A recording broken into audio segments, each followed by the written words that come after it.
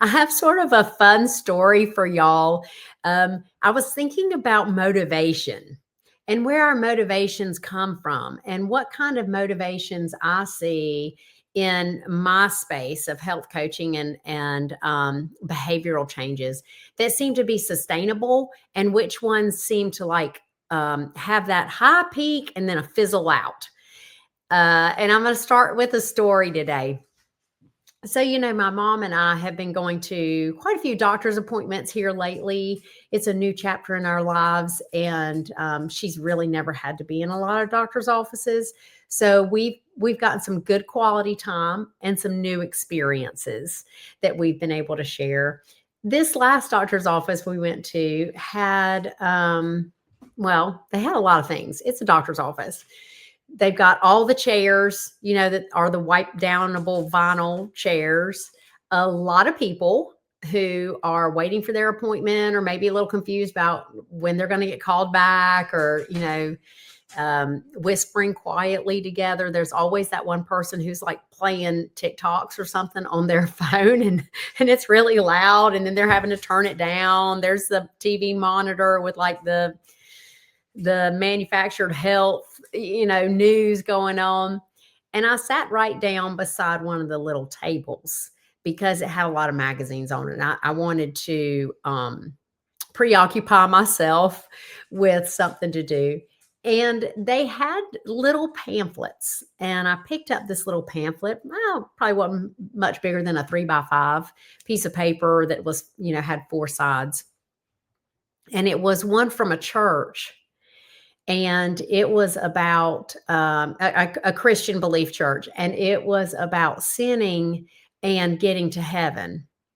And it was like, a 4-sided little thing and had almost like cartoony blocks and explained what sin was and if you were sinning, how you could like kind of get out of that, who to turn to, that if you continued sinning, you were going to hell, that if you repented, you would go to heaven. And so there was this congruent theme of, hey, you sinner lady, you're sinning and you're going to go to hell. But if you want to go to heaven, and heaven's really cool, and we're all going to heaven. So if you want to go to heaven, you can go to heaven, but you got to stop that sinning. That was the theme. And I read through that as a like, oh, they're trying to get people to change their behavior. This is what I do every day. I work with people who want to change their behavior. And the motivator was, you're doing something bad, or you are bad.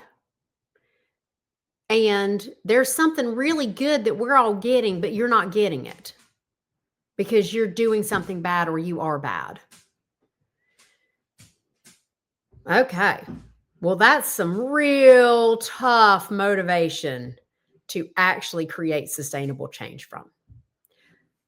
When we change from that place, typically we make big changes fast that then peter out once we don't get that thing that we want to get that everybody else is getting, right? Like you don't get to heaven 2 days after you decide that actually you love Jesus and you want to ask for forgiveness. That's usually not the way it happens, right? And so most of us human beings don't do well with our sustainable, easy behavior changes when we have a very, very, very, very, very long, far away goal. Did any of us who were smoking in our 20s think, well, I don't want to have COPD when I'm 85, so I probably shouldn't smoke? No, none of us thought that. We were like, I'm 20, no biggie, I'll stop later. Okay. So when I looked at this brochure, I was like, wow, that's really coming from that point of there's an external result over here. None of that was like how good you're going to feel. It was all there's an external result over here, and there's an external judge over here.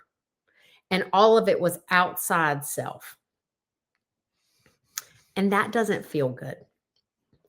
It actually invites in the roles of victim, martyr, and a lot of judgment. So when clients come to me and they're in that state of, oh my God, I'm so bad. I have been eating like crap. I hadn't exercised in years. My stress level's through the roof, but I don't know what to do with it. And I don't have enough time to do it. And I've been working so hard and the kids are here and I'm just trying to get dinner cooked and the house decent and run everybody to all over places. And I try and take care of my mama and I'm getting to my church vacation Bible school. When they come there, I know that that's the first thing we need to attack because they are likely in victimhood and martyrdom with a heaping spoonful of judgment for themselves. And guess what? If you're judging yourself, you are judging other people. It's just impossible to live in a world of judgment and contain it to just self-judgment. Okay.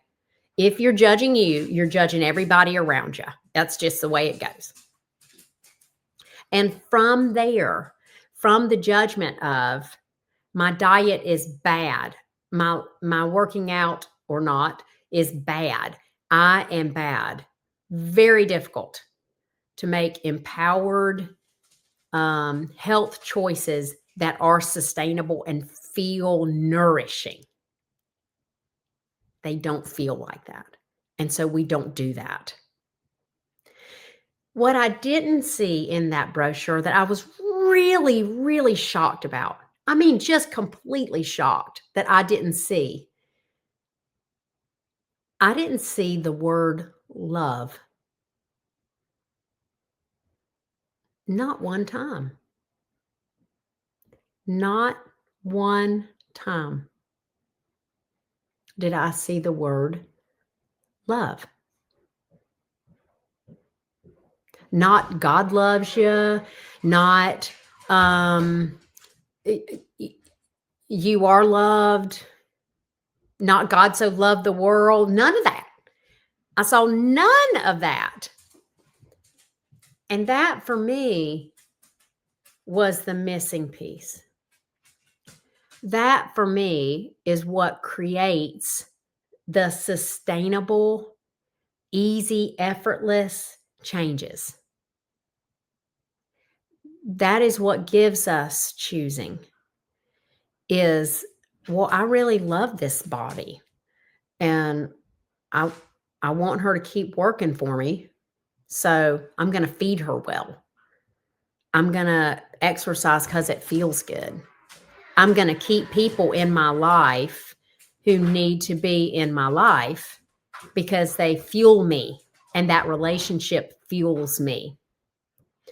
I'm going to take the time I need to take to reduce my stress because I love me.